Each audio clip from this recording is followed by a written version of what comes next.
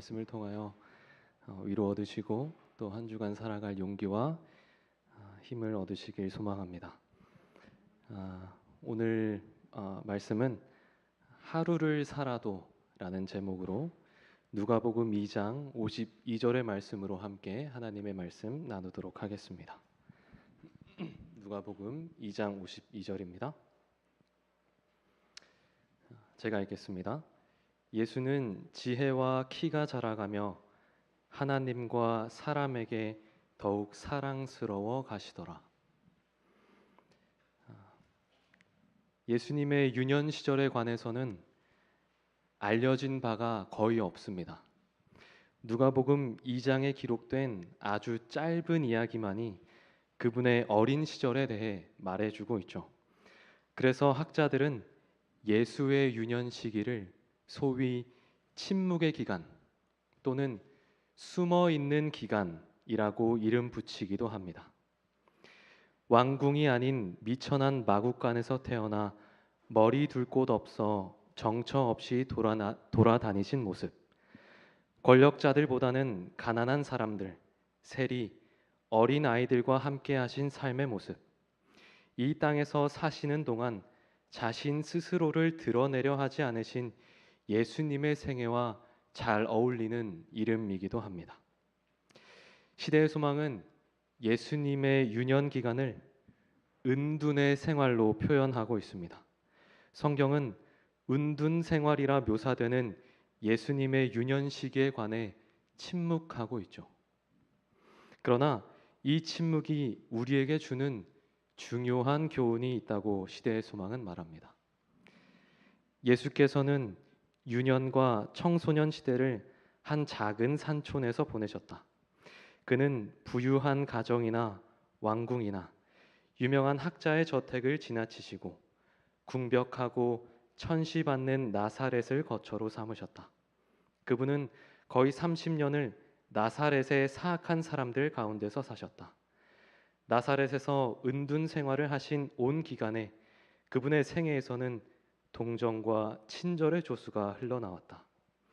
연로한 자나 슬퍼하는 자나 무거운 짐을 실은 참을성 있는 짐승을 물어나고 모두 그분이 계심으로 더 행복해졌다. 능력의 말씀으로 우주를 붙들고 계셨던 그분께서 상처를 입은 한 마리의 새를 살리시려고 몸을 굽히시곤 하셨다. 그분의 주목을 끌지 못한 것은 하나도 없었으며 가치가 없다고 생각하고 봉사하지 않으신 것은 하나도 없었다. 예수님께서는 30년이라는 긴 세월을 나사렛에서 지내셨습니다. 그곳에서 지혜와 키가 자라나는 시간을 보내셨죠. 이는 예수님조차도 지혜와 키가 자라나는 시간이 필요했음을 의미합니다. 동시에 예수님께서 어린 아이의 연약함과 유년기의 결핍을 받아들이셨다는 것 또한 의미하죠. 그분은 연약함과 결핍을 부정하지 않으셨습니다. 그래서 시대의 소망은 예수님의 부지런함에 대해 주목합니다. 그중 하나는 배우기 위한 부지런함이었습니다. 그분은 말씀을 부지런히 연구하며 하나님의 뜻을 구하셨습니다. 또 천연계를 바라보며 하늘의 교훈을 배우셨죠. 그런데 예수님께서 굳이 그렇게 하실 필요가 있는가 하는 의문이 들기도 합니다. 왜냐하면 성경 말씀은 예수님에 대해 말하고 천연계는 예수님께서 지으신 피조 세계이기 때문입니다. 그러나 그렇다고 해서 예수님은 결코 내가 다 알아, 다 아니까 배울 필요 없어 라고 말하거나 그런 태도를 보이지 않으셨죠. 오히려 부지런히 배우셨습니다. 이를 통해 우리는 지혜로운 사람의 특징을 알 수 있습니다. 지혜로운 자는 언제나 배우려 한다는 것입니다. 자신이 다 안다는 교만한 태도가 아닌 여전히 모른다는 겸손한 마음으로 침묵하며 배우는 자세를 취하는 겁니다. 그러므로 예수님의 30년이라는 긴 세월의 침묵은 그분이 하나님 앞에서 얼마나 겸손한 생애를 살아가셨는지를 보여줍니다. 그러므로 나는 다 안다는 태도와 여전히 모른다는 태도는 내가 예수님 앞에 어떠한 마음과 자세로 서 있는지를 보여주는 증거가 됩니다. 예수님은 나사렛에서 30년이라는 긴 세월을 보내셨죠. 우리 인생의 3분의 1에 해당되는 매우 긴 시간입니다. 예수님은 그 오랜 시간을 침묵하며 조용히 숨어 지내셨습니다. 나사렛이라는 변방의 시골 마을에서 심지어 학교도 나오지 않으셨습니다. 당시 유대인들은 교육을 중요시 여겼습니다. 그래서 회당을 짓고 랍비의 교훈을 들으며 율법을 배우도록 했죠. 그렇게 하지 않으면 많은 비난을 받았습니다. 그러나 예수님은 회당에서 랍비의 교육을 받지 않으셨습니다. 나사렛이라는 시골 마을에서 학교도 나오지 않은 예수를 여러분은 어떻게 바라보십니까? 어떻게 보면 평범함에 미치지도 못하는 아주 미천한 배경을 가지고 있는 예수님을 우리가 볼 수 있죠. 당연히 사람들의 주목을 받지도 못했을 겁니다. 평범하기 그지없고 대단한 것도 없고 딱히 눈여겨볼 만한 것이 없는 사람에 불과했을 것입니다. 어찌 보면 그 긴 시간을 은둔했다는 것은 그 사실이 아쉬워 보이기도 합니다. 효율성을 중시하는 오늘날의 시선으로 봤을 때 그 시간은 지극히 비효율적인 시간이죠.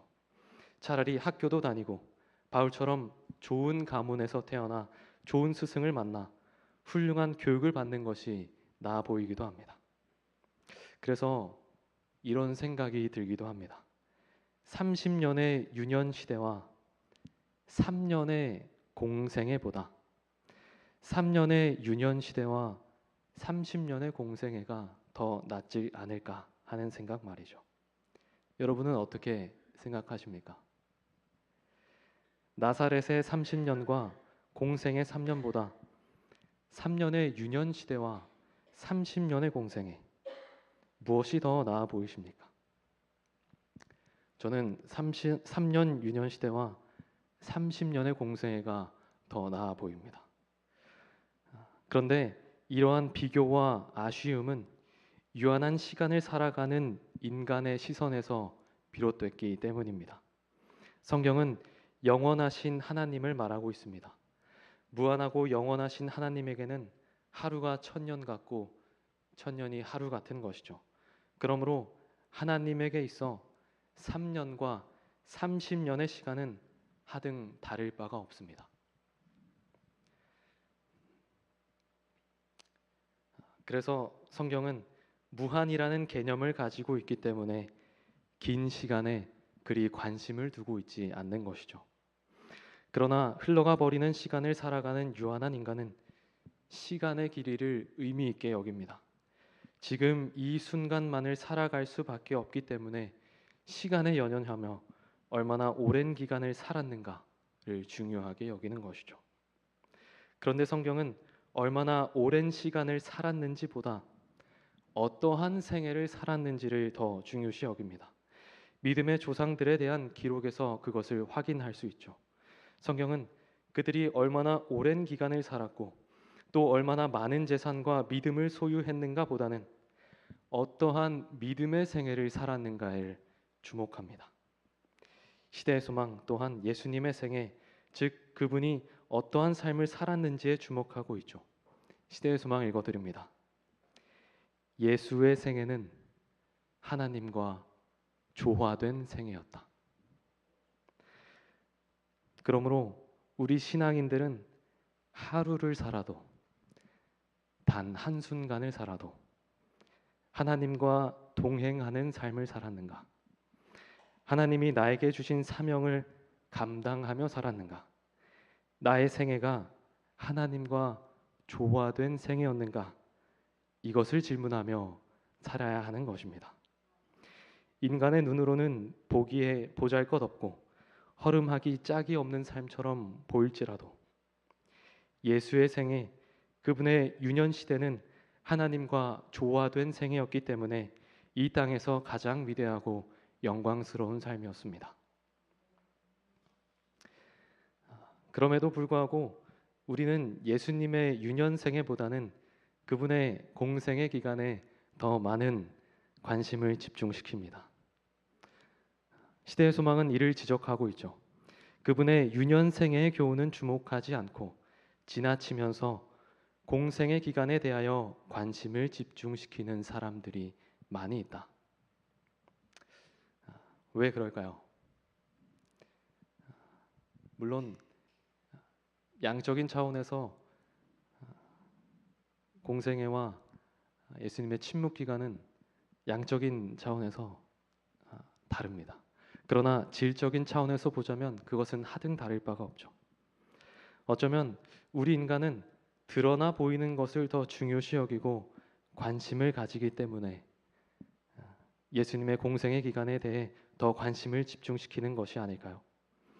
당시 유대인들의 교육은 형식화되어 외향적인 것들에 열중했죠.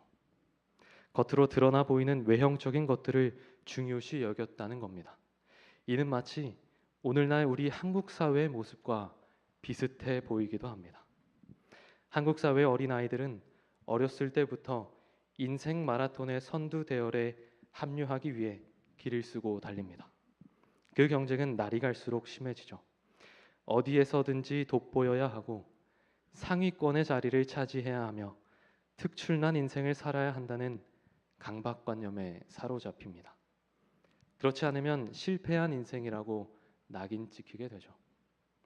돋보이는 삶, 드러나는 삶을 살아야 한다는 겁니다. 숨어 있는 인생, 묻힌 인생은 실패한 인생이라는 것이죠. 과도한 성장과 경제적 성장을 중시하는 우리 사회가 낳은 안타까운 현실입니다. 오늘날에는 소위 퍼스널 브랜딩이라는 이름으로 자신을 브랜드화해서 자신의 가치를 높이기 위한 새로운 경제 활동이 등장했습니다. 이것이 한국 청년들에게는 하나의 자극이 되고 많은 경제적 효과를 불러올지는 모르지만 인간을 가치로 평가하는 문화는 끊임없이 이어진다는 것이겠죠. 나의 가치를 높이고 또 이를 드러내지 않으면 잊혀지기 쉬운 삶의 현실을 우리는 목도하고 있습니다. 그래서 경쟁할 수밖에 없는 것이죠. 어쩌면 이러한 경쟁은 교회 안에서도 나타날 수 있습니다. 제가 이전에 사역하던 한 교회에서 매 안식일마다 예배에 참석하는 인원을 조사했던 적이 있습니다. 그 교회에 총 4개의 마을이 있었습니다. 뭐 오늘날로 서천교회로 치면 각 구역 반이겠죠. 그 마을별로 이제 전도사들이 맡아서 케어하고 또 목양을 했었는데 제가 담당하던 마을이 조금씩 성장하면서 사람들이 늘기 시작했습니다. 예배 인원을 조사하면서 사람들이 늘어가는 사람의 숫자가 늘어나는 그러한 모습들을 봤죠. 수가 늘어나자 주변에서 이런 말을 했습니다. 요즘 그 마을이 아주 잘하고 있나 보다. 그러면서 수가 적은 마을에는 아무런 말도 하지 않았습니다. 이러한 시선이 있다 보니 교회 안에서 또 교회 안에 있는 마을끼리 무언의 경쟁을 하기 시작했습니다. 사람이 좀 적게 오면 불안해하고 작아지다가 옆 마을보다 사람이 좀 더 많이 오면 어깨도 피고 당당하게 행동하기 시작했죠. 그러다 보니 사람의 숫자에 열중하기 시작했습니다. 사람의 수를 늘리는 데 집중하여 정작 학생들의 삶에 관심을 가지고 또 어떠한 위로를 주어야 하는지를 놓치게 되었죠. 그래서 숫자를 세는 것을 그만두고 오로지 학생들의 삶에 집중하기를 마음먹었습니다. 또 한 번은 방학 기간에 제자훈련 캠프를 한 적이 있었습니다. 캠프가 마쳐지면 각 고등학교의 봉사대를 떠나게 되는데요.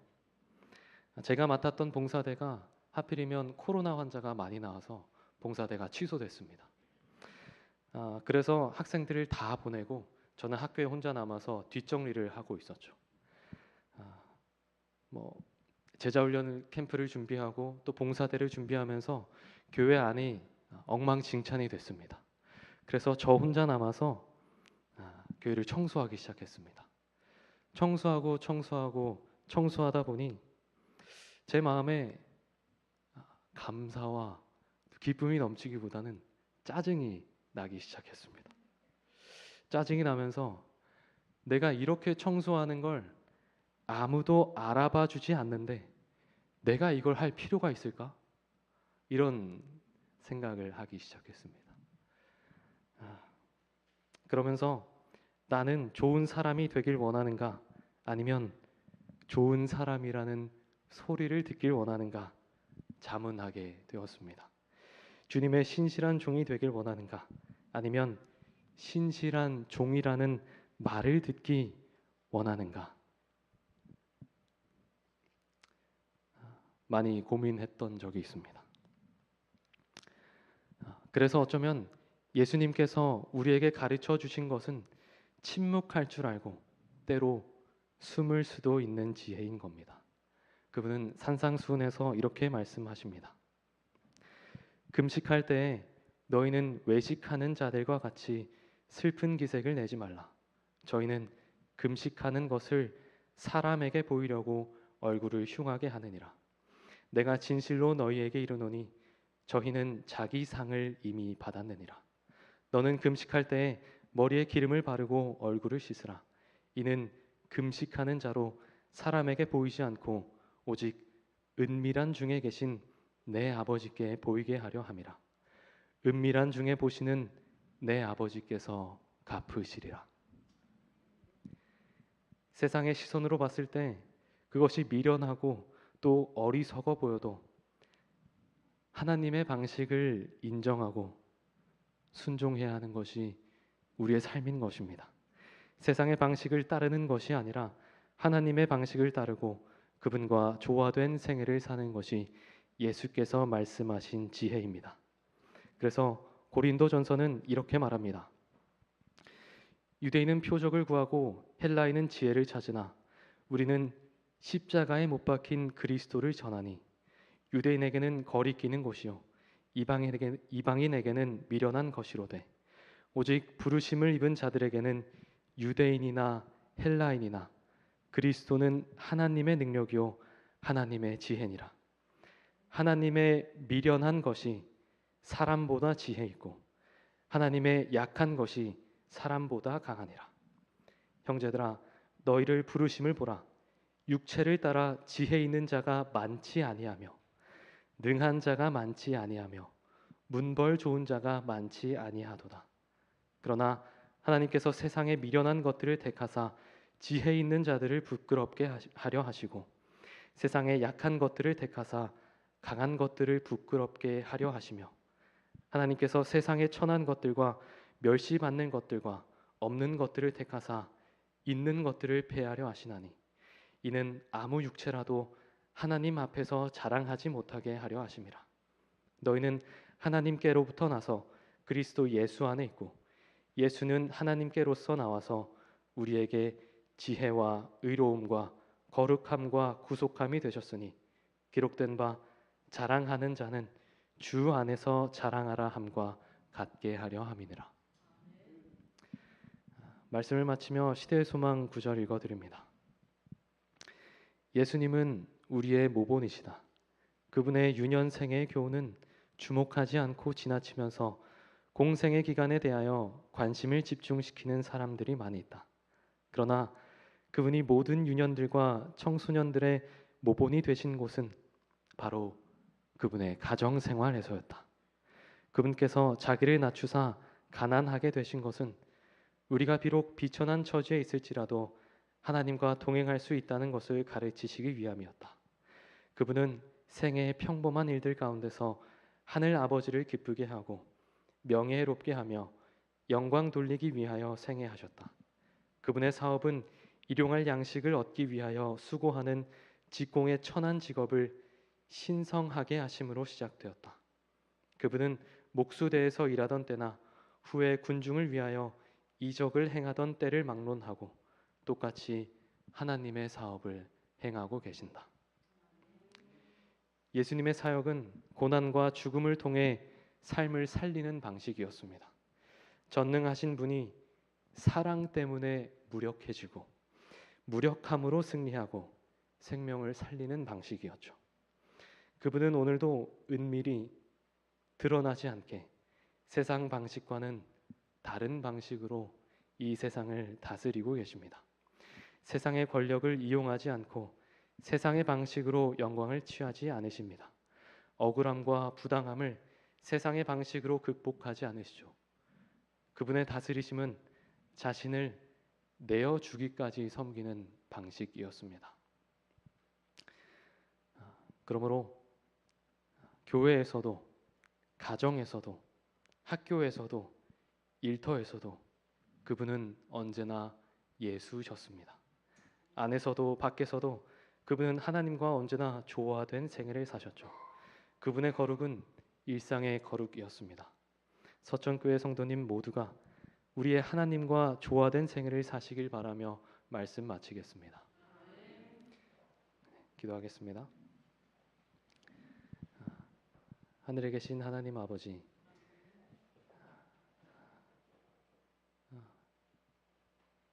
예수님께서 가르쳐 주신 그 지혜를 우리가 깊이 묵상하고 또 배우며 우리가 오로지 자랑할 것은 예수 그리스도밖에 없음을 인정하며 주님을 따르는 삶을 살도록 인도하여 주시옵소서. 때로 침묵하고 때로 숨고 때로 조용히 있을 수 있는 지혜를 주시고 하루를 살아도 내가 진정 하나님과 조화된 생애를 살았는지 그것을 질문하고 자문하며 살아가는 그리스도인 될 수 있도록 인도하여 주시옵소서. 안식일의 행복과 기쁨을 충만히 누리는 귀한 시간 보내도록 충만히 임재해 주시기를 바라며 예수 그리스도의 이름으로 기도합니다.